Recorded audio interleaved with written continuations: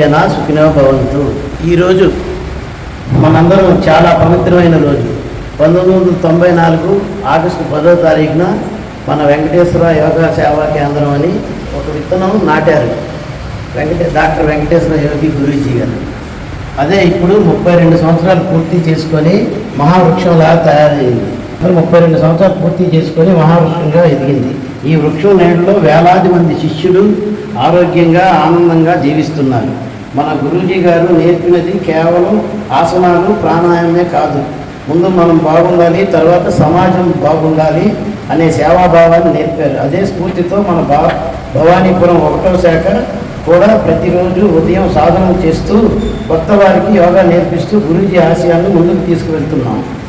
ఈ 33 సంవత్సరాల ప్రయాణంలో ఎన్నో ఒడిదుడుకులు వచ్చినా మన గురూజీ ఆశీస్సులతో, పెద్దలు ఆశీస్సులతో, గురువుగారి ఆశీస్సులతో, పెద్దల మార్గదర్శనంతో మనం నిలబడ్డాం. ఈరోజు ఇక్కడ కూర్చున్న ప్రతి ఒక్కరూ గురువు గారికి శిష్యులే. మన మధ్య ఉన్నది గురు శిష్యుల బంధం, అది ఎన్నో జన్మల బంధం. ఈ సందర్భంగా నేను 2 మాటలు కోరుకుంటున్నా. ఒకటి, నిత్య సాధన మనం నేర్చుకున్నది ఇతరులకు పంచాలి. ఒకరికి యోగా నేర్పితే ఒక కుటుంబం బాగుపడుతుంది. 2, సేవ. గురువు గారు చూపిన బాటలో మన శాఖ ద్వారా మరిన్ని సేవా కార్యక్రమాలు చేద్దాం. చివరగా ఈ కేంద్రాన్ని స్థాపించిన గురూజీ గారికి ఈ రోజు వరకు దీన్ని నడిపిస్తున్న పెద్దలకు, మనతో కలిసి సాధన చేస్తున్న ప్రతి ఒక్కరికి హృదయపూర్వక కృతజ్ఞతలు.